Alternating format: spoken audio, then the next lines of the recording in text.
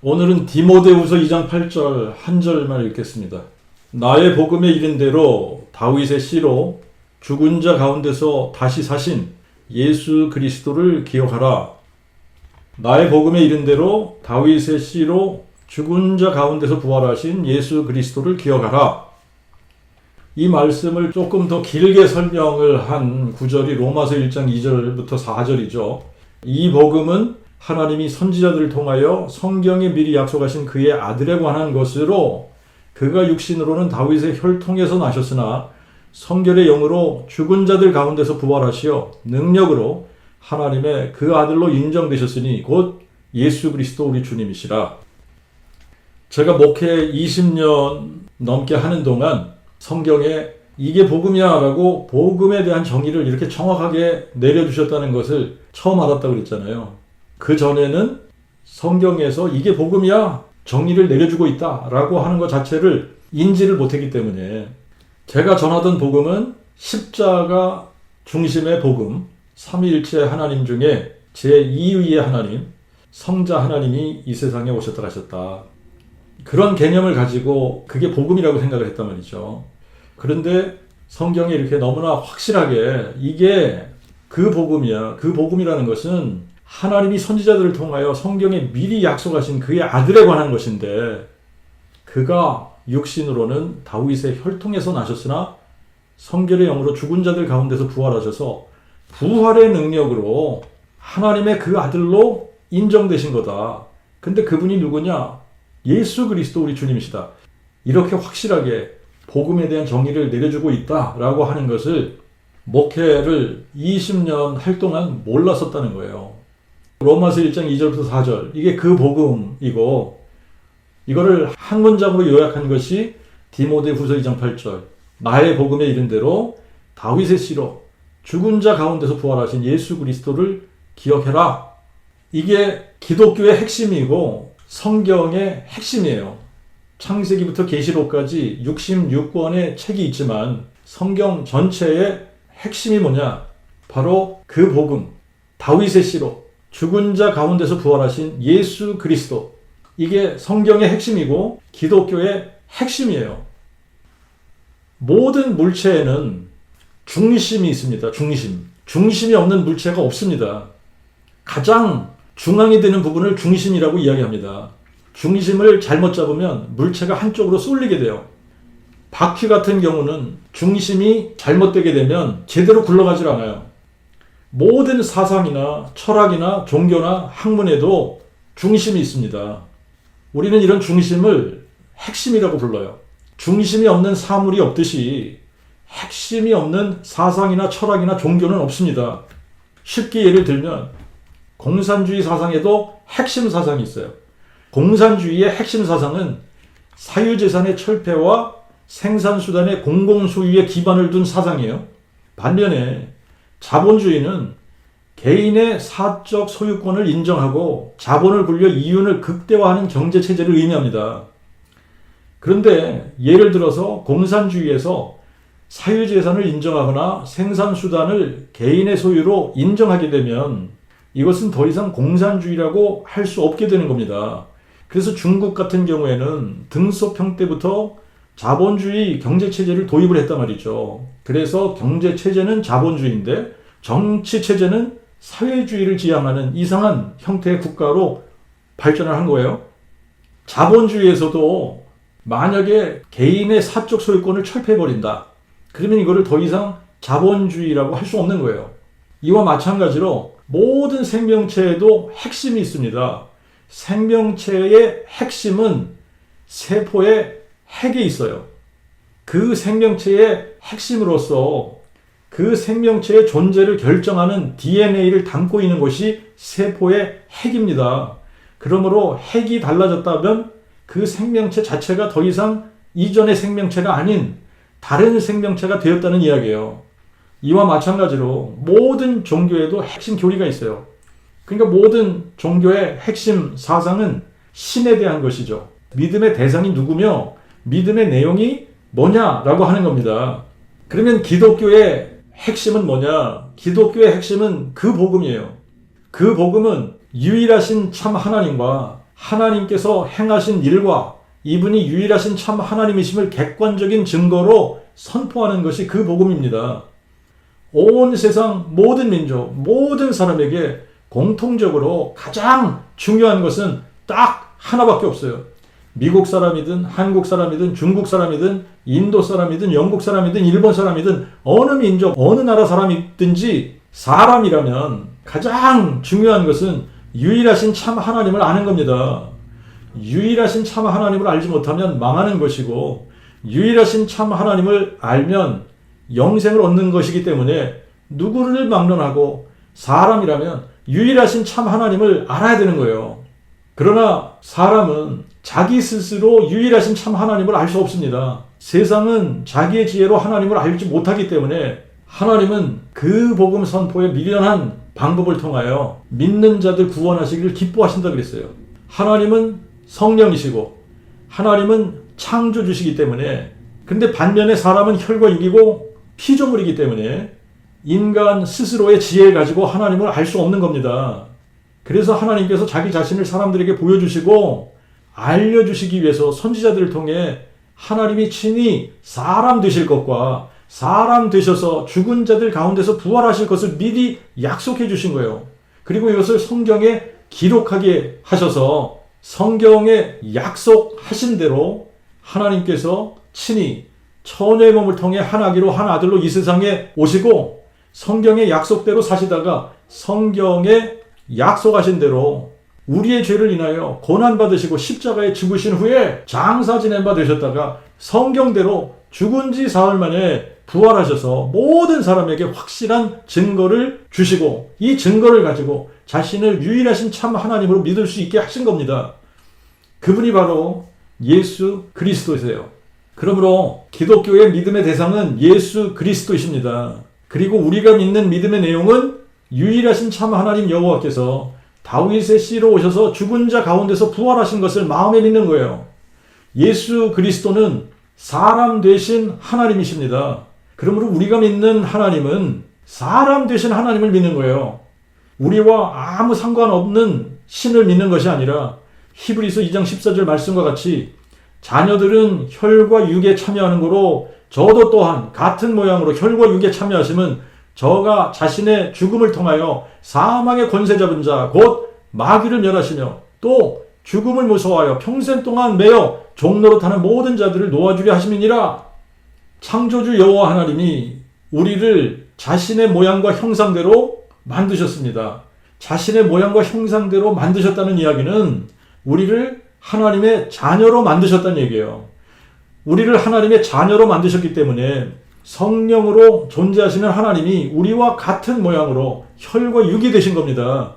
하나님이 혈과 육이 되신 이유는 사망 권세 잡은 자 마귀를 멸하러 오신 것인데 어떻게 마귀를 멸하시느냐 하면 자신의 죽음을 통하여 죽은 자 가운데서 부활하심으로 마귀를 멸하신 겁니다. 이것이 기독교의 핵심이에요.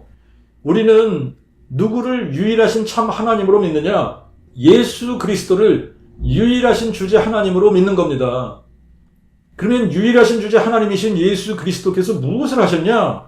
유일하신 주제 하나님이 다윗의 씨로 오셔서 죽은 자 가운데서 부활하셨다라는 것을 믿는 거예요. 그러므로 기독교의 핵심, 성경의 핵심은 두 가지 내용을 담고 있습니다. 유일하신 참 하나님이 사람 되신 것, 사람 되실 때 다윗의 씨로, 다윗의 혈통으로 오셨다는 것과 다윗의 씨로 오신 유일하신 주제 하나님이 죽은 자 가운데서 부활하신 이 두 가지 사실을 담고 있는 거예요. 유일하신 주제 하나님이 사람 되셨다는 것을 성경에서는 다양하게 기록하고 있습니다. 마태복음 1장 21절부터 23절에 보면 아들을 낳으리니 그의 이름을 예수라 하라. 이는 그가 자기 백성을 저희 죄에서 구원할 자이심이니라. 이 모든 일에 된 것은 주께서 선지자로 하신 말씀을 이루려 하심이니라. 보라, 처녀가 잉태하여 아들을 낳을 것이요 그의 이름을 임마누엘이라 하리라 하셨으니 이를 번역한 즉 하나님이 우리와 함께 계심이라. 하나님이 우리와 함께하기 위해 처녀의 몸을 통해 한 아기로 한 아들로 오셨다는 겁니다. 자, 이 부분을 요한복음 1장에서는 이렇게 표현을 했어요. 요한복음 1장 1절과 14절을 보면 태초에 말씀, 로고스, 혹은 생각이 계시니라. 이 말씀이, 이 로고스가, 이 생각이 하나님과 함께 계셨으니 이 말씀, 이 로고스, 이 생각이 곧 하나님이시니라. 말씀, 로고스가 생각이 육신이 되어 우리 가운데 거하심에 우리가 그의 영광을 보니 아버지의 독생자의 영광이요 은혜와 진리가 충만하더라. 말씀이라고 번역한 헬라어는 로고스라 그랬죠. 로고스라는 이 말은 말씀이라고 번역을 해도 되고 생각이라고 번역을 해도 되는 겁니다. 왜냐하면 생각, 마인드라는 의미도 있기 때문에 이 생각을 잠언에서는 지혜라고 묘사를 했어요. 그러므로 지혜라고 표현을 해도 무방합니다. 태초에 로고스, 생각 혹은 지혜가 계셨는데 이 생각 혹은 지혜가 하나님과 함께 계셨으니 이 생각, 이 지혜가 곧 하나님이시다라는 겁니다. 우리는 육체로 존재하기 때문에 나라는 존재를 육체로 가리킬 수가 있어요. 그런데 만약에 우리가 육체 없이 존재한다, 우리가 육체 없이 영으로만 존재한다면 나라는 존재를 어떻게 가리키고 나타낼 거냐라고 하는 거예요. 나의 생각이 곧 나 자신인 거예요. 그러므로 요한복음 1장 1절에 말씀이 곧 하나님이시니라, 로고스가 곧 하나님이시니라, 테오스, 에인 호 로고스라는 이 말은 태초로부터 생각 혹은 지혜가 존재했는데 이 태초부터 존재하는 이 생각, 이 지혜가 곧 하나님 자신이라고 말씀하고 있는 겁니다. 자, 이 로고스를 하나님의 아들이나 성자 하나님을 가리키는 말이 아니에요. 그렇게 해석하면 성경을 잘못 풀어나가는 겁니다. 태초에 하나님의 아들은 존재하지 않았습니다. 태초에 하나님 자신만 존재하셨고 태초부터 계시던 생각 혹은 지혜 자체가 곧 하나님이시라고 가르쳐주고 있는 겁니다. 그런데 14절에 보니까 말씀이, 이 생각이 혹은 이 지혜가 육신이 되어 우리 가운데 거하심에 우리가 그의 영광을 보니 아버지의 독생자의 영광이요 은혜와 진리가 충만하더라. 1절에 말씀이 하나님이시라 그랬으니까 논리적으로 생각을 하면 하나님이 육신이 되어 우리 가운데 거하심에 이 말씀을 하고 있는 거예요. 하나님이 육신으로 나타나신 분을 우리가 보니까 이분이 하나님의 그 아들 혹은 아버지의 독생자라는 거예요. 이것을 마태복음 1장과 비교해보면 처녀가 잉태해서 아들을 낳으면 처녀가 낳은 아들이 곧 임마누엘이다. 우리와 함께하는 하나님이라는 거예요. 그런데 요한복음에서는 하나님이 육신이 되어 우리 가운데 거하시는 이분을 하나님의 그 아들 혹은 아버지의 독생자라고 표현한 겁니다. 하나님의 그 아들은 아들 하나님 혹은 성자 하나님이 아니에요. 하나님의 그 아들은 유일하신 주제 하나님 자신이 우리와 함께하기 위해 사람 되신 분을 가리키는 타이틀입니다. 유일하신 주제 하나님은 한 분 여호와세요. 여호와 외에는 신이 없습니다. 그러므로 하나님의 그 아들 혹은 아버지의 독생자라는 말은 여호와 하나님이 사람 되신 분을 가리키는 말이에요. 빌립보서 2장 5절부터 7절을 보겠습니다. 실로 너희 안에 이 마음을 품으라. 곧 그리스도 예수의 마음이니 그는 근본 하나님의 본체시나 하나님과 동등됨을 취할 것으로 여기지 아니하시고 오히려 자기를 비어 종의 형체를 가져 사람들과 같이 만들어지셨고, 예수 그리스도가 누구십니까? 근본 하나님의 본체시래요. 근본 하나님의 본체시라는 말은 하나님 자신이라는 말이에요. 하나님 자신이 하나님과 동등됨을 취할 것으로 여기지 아니하시고 자기를 비어 종의 형체를 가져 사람들과 같은 모양으로 만들어지셨다는 겁니다. 하나님이 사람 되셨다는 것은 창조주가 피조물 되셨다는 이야기예요. 이사야 44장 24절에 보면 나는 만물을 지은 여호와라. 내가 홀로 하늘을 펴고 땅을 베풀었을 때 누가 나와 함께 있었느냐? 만물을 창조한 창조주는 여호와 하나님이십니다. 여호와께서 하늘과 땅을 지으실 때 홀로 지으셨고 함께하는 자가 없었다는 거예요. 그러므로 상천하지의 유일하신 참 하나님은 여호와 한 분이시고 여호와 외에는 신이 없고 여호와 외에는 창조주도 없고 여호와 외에는 구원자도 없다고 성경은 계시해주고 있는 겁니다. 그러므로 예수 그리스도가 누구십니까? 상천하지의 홀로 한 분 유일하신 주제 하나님 여호와께서 사람 되신 분을 예수 그리스도라고 하는 거예요. 그러니까 예수 그리스도가 여호와 하나님이라는 겁니다. 하늘과 땅을 지으신 창조주께서 어떻게 사람이 되셨다는 걸까? 다윗의 혈통의 한 처녀의 몸에 성령으로 잉태되어 세포 분열을 통해 한 아기로 한 아들로 만들어지신 겁니다. 그래서 육체로서는 하나님의 그 아들이시지만 예수 그리스도의 육체 안에는 여호와의 영, 하나님의 영, 성령이 거하셨던 거예요. 그래서 예수는 다윗의 뿌리요 자손이 되신 겁니다. 디모데전서 3장 16절에 크도다 경건의 비밀이요 그렇지 않다 하느니 없도다. 하나님이 육신으로 나타난 바 되셨도다.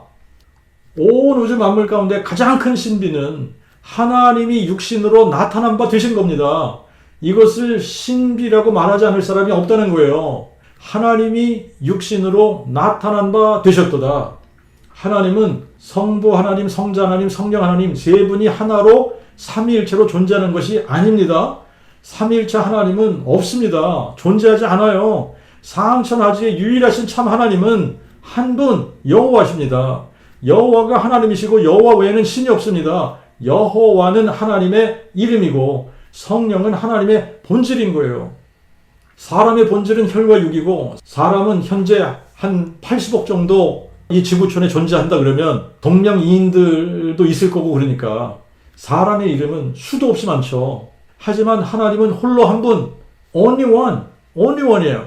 그렇기 때문에 하나님의 이름은 여호와시고 하나님의 본질은 영이신데 거룩한 영, 즉 성령이신 겁니다. 그러므로 여호와 혹은 하나님 혹은 성령 혹은 여호와 하나님, 여호와의 영, 하나님의 영 다 같은 분을 가리키는 거예요. 때로 여호와 하나님이 어떤 하나님이신지를 나타내기 위해서 여호와 플러스 다른 어떤 명사적인 단어를 붙여서 여호와 이레, 여호와 니시, 여호와 샬롬 혹은 엘이나 엘로힘에다가 또 다른 단어를 붙여서 엘샤다이, 엘엘yon, 엘로이 이런 식으로 하나님의 어떠하심을 나타내기 위해서 컴파운드 네임을 사용하실 때가 있습니다만 하늘과 땅의 유일하신 참 하나님은 한 분이시고 그분의 이름은 여호와이신 거예요. 그리고 그분의 본질이 성령이신 겁니다. 그러므로 요한복음 3장 16절과 같이 하나님이 세상을 이처럼 사랑하사 독생자를 주셨으니 이는 저를 믿는 자마다 멸망치 않고 오직 영생을 받게 하려 하심이니라 이런 말씀에서 오해하면 안 되는 부분이 독생자가 태초부터 계신 성자 하나님이라고 생각하면 성경을 잘못 이해하는 거예요. 독생자는 요한복음 1장 14절에서와 같이 하나님이 육신이 되시면서 하나님의 그 아들 혹은 아버지의 독생자가 되신 겁니다. 그러므로 하나님이 세상을 이처럼 사랑하사 독생자를 주셨으니 하신 이 말씀은 하나님 자신이 육신이 되어 오셨다는 말씀이고 하나님 자신이 독생자로 주신 바 되었다라는 말이에요. 주신 바 되었다, 주셨다라는 이 표현을 이사야 9장 6절에서는 이렇게 나타냈습니다. 한 아기가 우리에게 낳고 한 아들을 우리에게 주신 바 되었는데 한 아들을 주신 바 되었대잖아요. 한 아들을 주신 바 되었는데 그의 어깨에는 정사를 메었고 그의 이름을 기묘자 모사, 전능하신 하나님, 영존하시는 아버지, 평강의 왕이라 부를 것이라. 전능하신 하나님, 영존하시는 아버지께서 한 아기로 오셨고 한 아들로 주신 바 되신 겁니다. 그러므로 하나님이 독생자를 주셨다라는 말이 맞는 거예요. 하나님이 하나님 자신을 육체로 오셔서 자신을 주셨다라는 말이에요. 육체로 오셔서 독생자가 되셨기 때문에 독생자를 주신 겁니다. 그러므로 우리가 구분해야지 되는 표현이 하나님의 그 아들 혹은 아버지의 독생자라는 표현과 아들 하나님 혹은 성자 하나님이라는 이 표현을 구분할 수 있어야 되는 겁니다. 하나님의 그 아들 혹은 아버지의 독생자라고 하는 이런 표현은 여호와 하나님이 사람 되신 분이라는 표현이에요. 하나님의 그 아들 혹은 아버지의 독생자는 태초부터 존재하지 않았습니다. 하나님의 그 아들은 하나님이 육신으로 나타나시면서부터 예수라는 이름으로 존재하기 시작한 거예요. 예수는 2000년 전 나사렛에 살던 유다 지파 다윗의 혈통의 한 처녀 마리아의 몸을 통해 한 아기로 한 아들로 태어나시면서부터 예수라는 이름으로 불려졌고 이때부터 하나님의 그 아들로 존재하기 시작한 겁니다. 그러므로 디모데전서 2장 4절부터 5절에 보면 하나님은 모든 사람이 구원을 받으며 진리를 아는 데 이르기를 원하시느니라. 하나님이 한 분이시요 또 하나님과 사람 사이에 중보자도 한 분이시니 곧 사람이신 그리스도 예수시라. 사람이신 그리스도 예수. 그런데 골로새서 2장 9절에 보면 그리스도 안에는 신격의 모든 충만이 육체로 거하신다 그랬어요. 예수를 우리의 눈으로 보면 육체를 보는 거예요. 사람이신 분을 보는 겁니다. 그런데 예수 그리스도의 육체 안에는 신격의 모든 충만이 거하신다는 거예요. 신격의 모든 충만, 즉 하나님 자신이 예수 그리스도의 육체 안에 거하신다는 말입니다. 그러므로 육체로서는 다윗의 혈통으로 난 사람이지만 육체 안에 계신 영으로서는 그분이 성령이시고 여호와 하나님 자신인 겁니다. 그래서 예수님은 하나님이시면서 사람이시고 다윗의 뿌리요 자손이신 거예요. 그러므로 우리가 믿는 하나님은 사람 되신 하나님을 믿는 것인데 상천하지의 유일하신 참 하나님은 한 분이시고 그분의 이름은 여호와시고 그분의 본질은 성령이시다. 그러므로 여호와 하나님이 사람 되신 분이 예수 그리스도이심을 믿는 거예요. 예수라는 이름의 뜻은 여호와는 구원이란 뜻이고 그리스도라는 이 직분, 그리스도라는 이 타이틀의 사전적인 의미는 기름 부음을 받은 자라는 의미이지만 성경 전체 흐르는 암시적인 의미는 다윗의 뿌리가 다윗의 자손 되신 분, 즉 여호와 하나님이 다윗의 혈통으로 나신 분이라는 이야기예요. 그러므로 예수는 여호와께서 우리를 구원하기 위해 친히 다윗의 혈통으로 오셨다는 말입니다. 사람들은 여호와 하나님이 사람 되셨다는 것을 잘 믿지 않으려고 그래요. 하나님이 전능하시다라는 것을 잘 믿지 못하는 거죠. 흙으로 사람을 만들고 생기를 불어넣어서 살아있는 생명이 되게 하는 것과 처녀가 잉태해서 아들을 낳는 것과 어떤 것이 더 힘들 것 같습니까? 홍해가 갈라지게 하는 것과 반석에서 물이 나게 하는 것 중 어떤 것이 더 힘들까요? 자, 이런 질문을 사람들에게 하면 사람들에게는 하나가 다른 것보다 더 힘들다고 느껴지는 것이 있습니다만 하나님께는 그 어떤 것도 어려운 일이 아니에요. 전능하신 하나님께는 흙으로 사람을 만드시는 일이나 처녀가 잉태해서 아들을 낳게 하시는 일이나 기적이 아닌 겁니다. 하늘에서 만나를 내리시는 일이나 물이 포도주가 되게 하는 일이나 어려운 일이 아닌 거예요. 하나님을 떠난 사람들의 마음이 얼마나 어리석고 악하냐면 자연세계를 보면서 탐구를 하고 질서정연하게 만들어진 자연세계에서 원리를 발견하고 적용하고 생명의 신비를 탐구하면서 하나님이 존재하지 않는다라는 거예요. 모든 것이 그냥 우연히 생겨진 것이라는 겁니다. 그러나 우연히는 물 한 방울도 우연히 만들어지지 않는다는 것을 그들이 너무나 잘 알아요. 우주 만물을 창조하신 전능하신 하나님 여호와, 사람 되신 하나님 예수 그리스도께서 인류를 구원하시는 구원 계획에 동정녀 탄생하실 것을 처음부터 계획하신 거예요. 그래서 창세기 3장 15절에 여호와 하나님이 뱀에게 이렇게 말씀하십니다. 내가 너로 여자와 원수가 되게 하고 내 후손도 여자의 후손과 원수가 되게 하리니 그는 내 머리를 상하게 할 것이요 너는 그의 발꿈치를 상하게 할 것이니라. 여자의 후손이 동정녀 마리아에게 나실 예수님을 의미한 것이고 그는 내 머리를 상하게 할 것이요 너는 그의 발꿈치를 상하게 할 것이라는 것은 마귀가 예수님을 십자가에 못 박아 죽이면 모든 것이 끝날 것이라고 생각을 하고 십자가에 못 박아 죽이지만 예수님께서 죽은 자 가운데서 부활하심으로 뱀의 머리, 곧 뱀이 가진 사망의 권세를 깨뜨려 버리실 것이라는 거예요. 그러므로 동정녀 탄생이라든지 십자가 사건과 부활 사건은 처음부터 계획되어진 일들입니다. 누가복음 1장 35절에 보면 천사가 마리아에게 이렇게 말합니다. 성령이 내게 임하시고 지존자의 능력이 너를 덮으시리니 그러므로 나실 바 거룩한 자를 하나님의 그 아들이라 일컬으리라. 하나님이 육신이 되신 스토리가 이 예수님 탄생 이야기죠. 예수님의 탄생은 동정녀 탄생에 관한 이야기입니다. 그래서 로마서 1장 3절에 그가 육신으로는 다윗의 혈통에서 나셨고 그랬는데 마태복음 1장과 누가복음 3장에는 예수님의 계보가 기록되어져 있어요.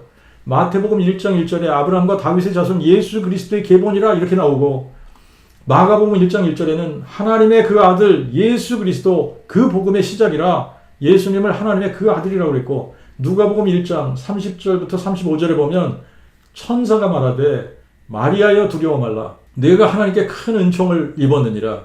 보라, 내가 잉태하여 아들을 낳으리니 그의 이름을 예수라 하라. 저가 큰 자가 되고 지존자의 그 아들이라 일컬음을 받을 것이요 주 하나님께서 그의 조상 다윗의 보좌를 저에게 주시리니 저가 야곱의 집을 영원히 다스리실 것이며 그의 나라가 무궁하리라 하매, 마리아가 천사에게 말하되 나는 남자를 알지 못하니 어찌 일이 있으리까?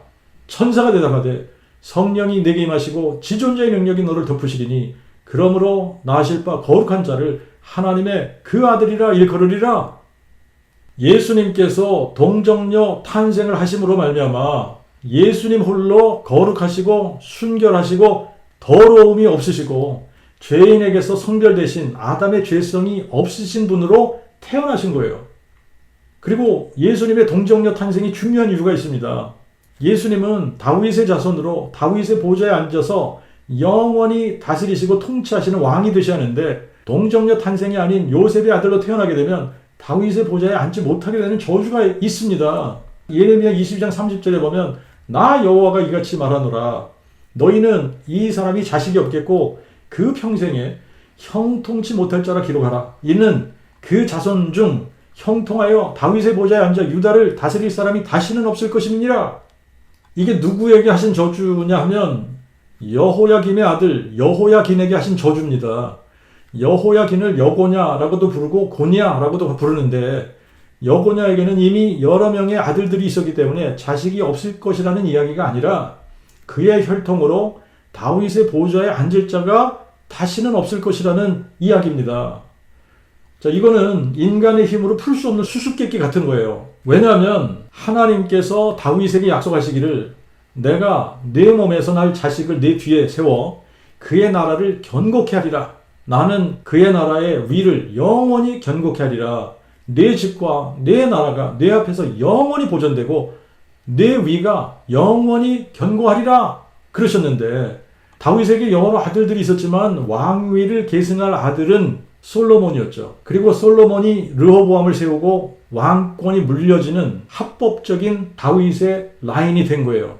그 라인이 바로 여고냐의 혈통인데, 여고냐의 혈통이라야 다윗의 보좌에 앉을 수 있는 합법적인 왕위를 계승할 수 있는 라인인데, 만약에 예수님이 요셉의 아들로 태어나게 되면 여고냐의 직계 혈통이 되어지기 때문에 여고냐의 저주를 받아서 다윗의 보좌에 오르지 못하게 되는 딜레마에 빠지게 되는 겁니다. 그래서 예레미야 22장 30절에 여고냐를 저주한 이 저주 때문에 사람으로 해결하기 불가능한 딜레마가 생긴 거예요.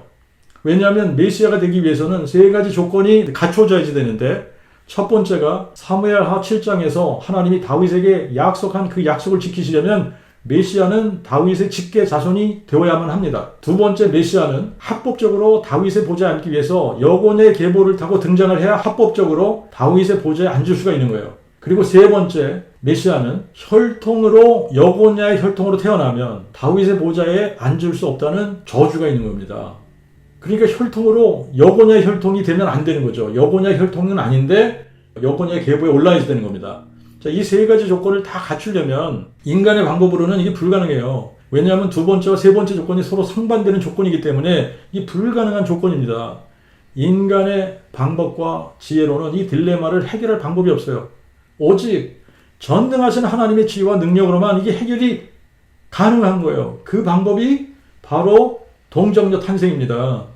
예수님은 요셉과 마리아 사이에서 태어난 것이 아니라 동정녀 마리아가 성령으로 잉태해서 낳은 아들이에요. 하지만 요셉이 예수님을 자기 아들로 호적에 올렸기 때문에 두 번째와 세 번째 조건이 만족이 된 거예요. 합법적으로 여고냐의 계보에 올랐습니다. 그래서 다윗의 보좌에 앉을 수 있게 되신 거예요. 그리고 세 번째로 예수님은 여고냐 혈통이 아니시기 때문에 여고냐의 저주를 피하게 되신 거예요. 자, 그러면 이제 마지막 한 가지 조건이 메시아는 다윗의 직계 자손으로 등장을 해야지 되는데, 이 조건은 마리아를 통해 해결이 되는 거예요. 마리아의 계보를 누가복음 3장에 가서 보면 마태복음의 계보와 다른 것이 있습니다. 솔로몬으로부터 요셉까지 계보가 다 달라요. 그런데 다윗부터 그 위로는 동일한 계보예요. 다윗이 밧세바를 통해 4명의 아들을 두는데 그 중에 하나가 나단이라는 아들이에요. 마리아는 바로 이 다윗의 아들 나단을 통해 다윗의 직계 자손으로 등장을 한 겁니다. 그래서 예수님은 마리아의 아들로 태어나기 때문에 다윗의 직계 자손이 된 거예요. 그래서 이 조건도 만족을 시키신 겁니다.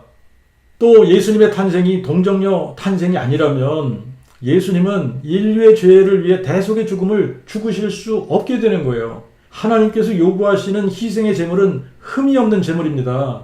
죄가 없는 제물을 원하시는 거예요. 만약에 예수님이 요셉의 아들로 태어났다면 아담의 죄를 그대로 안고 아담의 형상대로 태어나서 그도 역시 누군가 자신의 죄의 문제를 해결하기 위해 대속의 죽음을 죽어줄 사람이 필요한 사람이 되는 겁니다.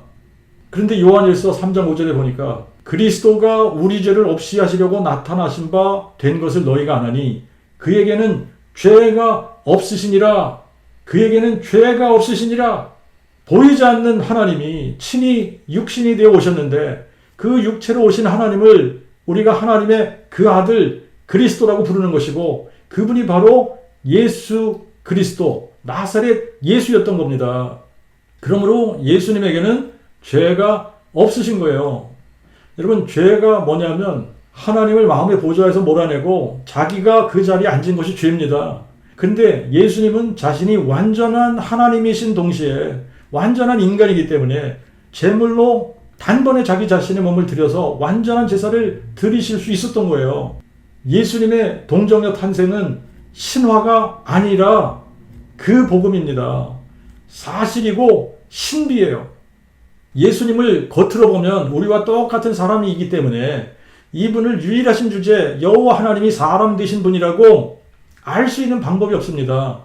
그래서 예수님이 이거를 증명해 주셔야만 우리가 예수를 유일하신 주제 여호와 하나님으로 알고 믿을 수 있는 거예요.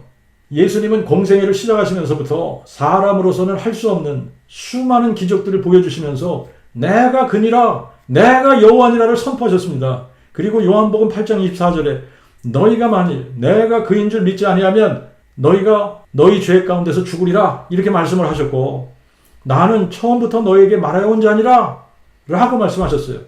그리고 요한복음 11장 25절에는 나는 부활이요 생명이니 나를 믿는 자는 죽어도 살겠고 무릇 살아서 나를 믿는 자는 영원히 죽지 아니하리라 말씀을 하셨습니다. 요한복음 14장 6절과 7절에는 나는 길이요 진리요 생명이니 나로 말미암지 않고는 아무도 아버지께로 올 자가 없느니라. 너희가 나를 알았다면 내 아버지도 또한 알았으리라. 그리고 이제부터 너희가 그를 알았고 또 그를 보았느니라. 나로 말미암지 않고는 아무도 아버지께로 올 자가 없는 이유는 예수님이 아버지가 아들 되신 분이기 때문에 그래요. 아버지가 아들 되신 분. 그래서 예수님은 아버지이시면서 아들이신 거예요. 뿌리요 자손이십니다. 그래서 예수님만이 길이고 진리고 생명이신 거예요. 너희가 나를 알았으면 내 아버지도 알았으리라. 그러시면서 이제부터는 너희가 그를 알았고 또 그를 보았느니라 그러셨어요. 이 얘기는 내가 아버지니라. 내가 아버지야. 그런데 사람이 되면서 아들이 된 거야. 이 말씀을 하시는 거예요. 그래서 너희가 나를 알았으면 내 아버지도 아는 거야. 너희가 나를 보았으면 아버지를 본 거야. 그러니까 이제부터는 너희가 그를 알았고 또 그를 본 거다라고 말씀하시는 겁니다. 예수님 자신도 내가 그니라를 선포하셨고 나는 부활이요 생명이라고 선포하셨으니까 예수님 자신이 부활이요 생명이시고 예수님 자신이 정말 여호와 하나님이라는 사실을 증명하실 수 있는 방법은 자신이 죽은 자 가운데서 부활하는 길밖에 없는 겁니다. 이사 25장 8절에 여호와께서 사망을 삼키고 승리하실 것이요 대주제 여호와께서 모든 얼굴에서 눈물을 씻기시며 그의 백성의 수치를 온 천하에서 제하시리라. 여호와께서 말씀하셨느니라. 그날의 사람들이 보라 이는 우리 하나님이시라. 우리가 그를 기다렸으니 그가 우리를 구원하시리라. 이는 여호와시라. 우리가 그를 기다렸으니 우리는 그의 구원을 기뻐하며 즐거워하리라 할 것이며 사망을 삼키고 승리하신다는 것은 뱀의 머리를 상하게 하신다는 말씀이에요. 죽은 자들 가운데서 부활하신다는 말씀입니다. 마귀를 멸하신다는 말씀이에요. 그러면 누가 사망을 삼키고 승리하신다는 약속을 하셨냐? 여호와께서 하신 약속이에요. 여호와께서 하시겠다는 거예요. 그런데 실제로 사망을 삼키고 승리하신 분이 누구십니까? 예수 그리스도세요. 그러므로 예수는 여호와께서 사망을 삼키고 승리하기 위해 친히 사람 되신 분이신 거예요. 예수님이 부활이요 생명, 즉 죽은 자를 살리시는 하나님 여호와시고, 예수님이 없는 것을 있는 것처럼 부르시는 창조주 여호와 하나님이시라는 겁니다. 이렇게 예수님이 죽은 자들 가운데서 부활하시고 나서야 사람들이 보라, 이는 우리 하나님이시라, 우리가 그를 기다렸으니 그가 우리를 구원하시리라, 이는 여호와시라, 우리가 그를 기다렸으니 우리는 그의 구원을 기뻐하며 즐거워하리라 한다는 겁니다. 실제로 예수님이 부활하시기 전에는 사람들이 예수님이 누군지 잘 몰랐어요. 그가 죽은 자 가운데서 부활하신 후에야 제자들이 비로소 그들에게 하신 말씀을 기억하고 성경과 및 예수의 하신 말씀을 믿게 되었더라. 예수님이 부활하시기까지 그가 죽은 자 가운데서 다시 살아야 하리라 하신 성경을 깨닫지 못했던 거예요. 예수님이 부활하시고 난 후에야 제자들이 예수님을 향해 나의 주, 나의 하나님이시니다, 이렇게 고백할 수 있었던 겁니다. 부활의 능력이 아니고는 아무도 하나님의 그 아들 여호와 하나님이 사람 되신 분이심을 증명할 방법이 없는 겁니다. 그러므로 다윗의 씨로 죽은 자들 가운데서 부활하신 예수 그리스도만이 유일하신 참 하나님 여호와께서 사람 되시면서 하나님의 그 아들 그리스도가 되신 분이십니다. 나사렛 예수는 역사적인 인물이에요. 영존하시는 아버지, 전능하신 하나님 여호와께서 동정녀의 몸을 통해 한 아기로, 한 아들로 이 세상에 오시면서 인간 역사 속에 들어오신 겁니다. 예수님은 하늘에서 뚝 떨어진 신화 속 인물이 아니라 2000년 전 유대 땅 베들레헴에서 동정녀 마리아를 통해 탄생하신 역사의 한 인물입니다. 동방에서 예물을 들고 경배하러 찾아온 동방의 박사들의 방문을 받으셨고, 아기 예수를 죽이기 위해 헤롯이 베들레헴에 태어난 남자 아기들을 죽일 때에 애굽으로 피신하셨다가 헤롯이 죽고 난 후에 갈릴리 나사렛이란 동네에서 자라고, 그래서 나사렛 예수라 불리게 된 것이고, 목수의 아들로 불려졌고, 또 이복 형제로서는 야고보, 요새, 시몬, 유다가 있었고, 30세쯤 되어서 요단강에서 침례 요한에게 침례를 받으셨고, 베드로, 야고보, 요한, 안드레, 빌립, 바돌로메, 도마, 마테, 알페오의 아들 야고보와 야고보의 형제 유다, 그리고 열심당한 시몬과 가롯 유다를 제자로 두었습니다. 가롯 유다의 배신으로 은 30에 팔려서 그 당시 유대 총독으로 있던 본디오 빌라도의 판결로 십자가형을 받아 고난받으시고, 모리아산 골고다 언덕에서 우리의 죄를 인해 좌우에 강도들과 함께 십자가에 못 박혀 죽으시고 장사 지낸 바 되셨다가 성경대로 사흘 만에 죽은 자들 가운데서 부활하신 이 모든 사건은 역사적인 사실들이고, 그래서 사람들이 예수를 4대 성인 중 한 사람으로 보는 확실한 역사적 인물입니다. 그리고 이 사건들은 모두가 다 역사적 사실인 거예요. 나사렛 예수라는 사람이 역사의 한 사람일 뿐 아니라 이분이 유일하신 주제 하나님 여호와께서 친히 사람 되신 분이라는 증거가 바로 부활 사건인 겁니다. 부활 사건인 거예요. 여호와께서 사망을 삼키고 승리하기 위해 다윗의 혈통의 한 처녀의 몸을 통해 여자의 후손으로 사람 되시겠다고 약속하셨고, 성경에 미리 약속하신 대로 친히 사람 되셔서 죽은 자 가운데서 부활하셔서 사망을 삼키고 승리하셨습니다. 그러므로 기독교의 핵심은 다윗의 씨로 죽은 자들 가운데서 부활하신 예수 그리스도를 유일하신 주제 하나님 여호와 하나님으로 알고 믿는 거예요. 창세기부터 계시록까지 성경에서 증거하는 진리는 유일하신 참 하나님 여호와께서 여자의 후손으로 오셔서 뱀의 머리를 상하게 하실 것을 점점 구체적으로 예언해 주시면서 때가 찼을 때 영존하시는 아버지가 아브라함과 다윗의 혈통의 한 처녀의 몸을 통해 한 아기로, 한 아들로 주신 바 되시면서 하나님의 그 아들로 우리에게 주신 바 되셨던 겁니다. 다윗의 혈통으로 오셔서 여고녀의 저주를 피해 다윗의 보좌에 영원히 앉으실 유대인의 왕으로 오셨고, 아론의 혈통을 따르지 않고 멜기세덱의 서열을 따르는 영원한 제사장으로 오셨고, 여러 세대 여러 모양으로 선지자들을 통해 말씀하시다가 이 마지막 날에 영존하시는 아버지가 한 아기로, 한 아들로 주신 바 되시면서 아들로 우리에게 말씀하심으로 왕과 제사장과 선지자로서 기름부음을 받은 그리스도가 되신 겁니다. 우리 믿음의 대상은 삼위일체 신이 아닙니다. 삼위일체 신은 존재하지 않는 신이에요. 삼위일체 신을 믿으면 태초부터 하나님의 그 아들이 성부와 성령과 함께 존재한다고 믿어야지 되는 겁니다. 그런데 이거는 잘못된 신학이고 잘못된 신론입니다. 바르게 믿으려면 성경에서 계시해 주신 대로 믿어야 되는 거예요. 출애굽기 20장 2절과 3절에 10계명을 주시면서 첫 번째 계명으로 주신 게 나는 애굽 땅 노예의 집에서 너를 인도하여 낸 너의 하나님 여호와로라. 너는 내 앞에 여호와 앞에 다른 신들을 두지 말지니라. 여호와 외에 다른 신을 두지 말라는 것이 첫 번째 계명이에요.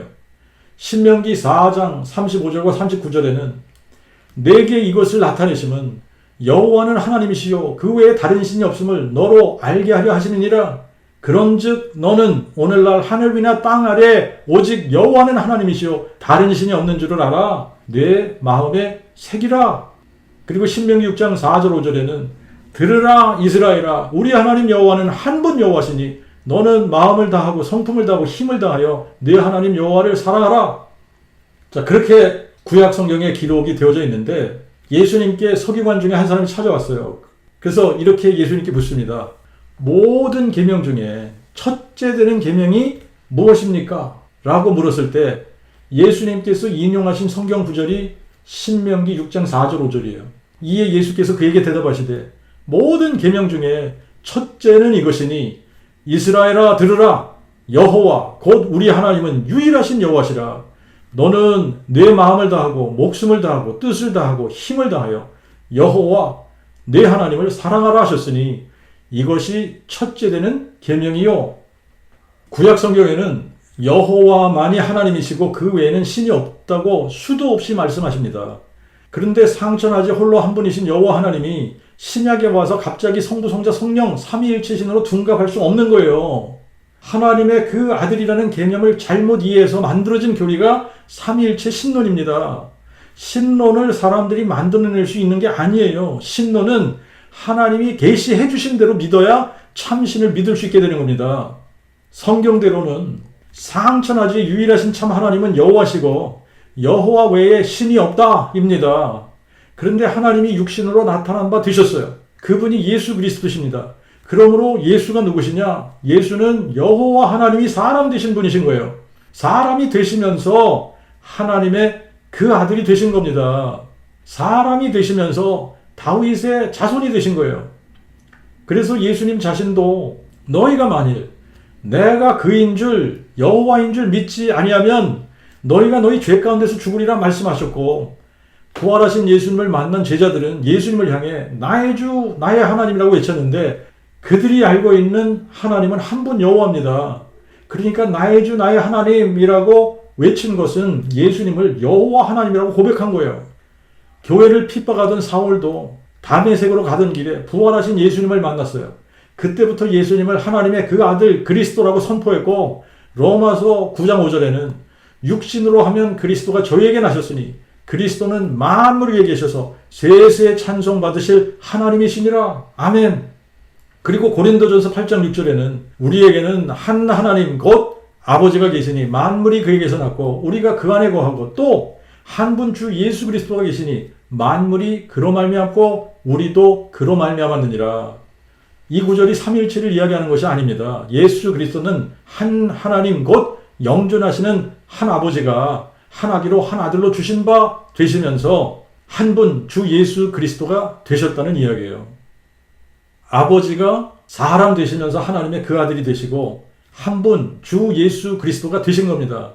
그래서 아버지도 한 분이시고 주님도 한 분이시고 성령도 한 분이신데 각각 따로 다른 위로 존재하시는 것이 아니라 영존하시는 아버지가 사람 되신 분이 하나님의 그 아들이시고 한 분 주님이시고 하나님의 본질은 거룩한 영이시기 때문에 성령이시란 얘기예요. 그러므로 하나님의 본질은 성령이시고 하나님의 이름은 여호와시고 여호와 하나님이 사람 되신 분이 예수 그리스도 우리 주님이신 겁니다. 그래서 고린도전서 12장 3절을 히브리 사본에는 이렇게 기록됐어요. 성령으로 아니하고는 아무도 예수를 여호와라 고백할 수 없느니라. 호세아 4장 6절에 내 백성이 지식이 없어 망한다 그랬어요. 무슨 지식이 없어 망하는 거냐면 여호와를 알지 못해서 망한다는 거예요. 그래서 호세아 6장 3절에 그러므로 우리가 여호와를 알자, 힘써 여호와를 알자 그랬고, 호세아 6장 6절에는 나는 인의를 원하고 제사를 원치 아니하며 태움제보다 하나님 아는 것을 원하노라. 요한복음 17장 3절에는 이 영생은 유일하신 참 하나님과 아버지께서 보내신 자 예수 그리스도를 아는 것이니이다. 유일하신 참 하나님을 아는 것이 영생입니다. 아버지께서 보내신 자 예수 그리스도가 유일하신 참 하나님 여호와가 사람 되신 분이심을 아는 것이 영생이라는 거예요. 스가랴 9장 9절에 시온에 따라 크게 기뻐할지어다. 예루살렘에 따라 즐거이 부를지어다. 보라, 내 왕이 내게 임하나니 그는 공의로우시며 구원을 베푸며 겸손하여 나귀를 타시나니 나귀의 작은 것 곧 나귀 새끼니라. 여기서 이스라엘의 왕이 누구십니까? 나 여호와 야곱의 왕이 말하노니 나는 여호와 너희의 거룩한 자요 이스라엘의 창조자요 너희의 왕이니라. 이스라엘의 왕인 여호와 이스라엘의 대속주인 나 만군의 여호와가 말하노라. 나는 처음이요 나는 마지막이라. 나 외에 다른 신이 없느니라. 여호와가 이스라엘의 왕이신데 나귀의 작은 것 곧 나귀 새끼를 타신다고 했는데 나귀 새끼를 타고 예루살렘에 입성하신 분이 누구십니까? 예수 그리스도세요. 그러므로 예수는 여호와 하나님이 사람 되신 분이신 거예요. 예수와 여호와는 동일한 하나님이십니다.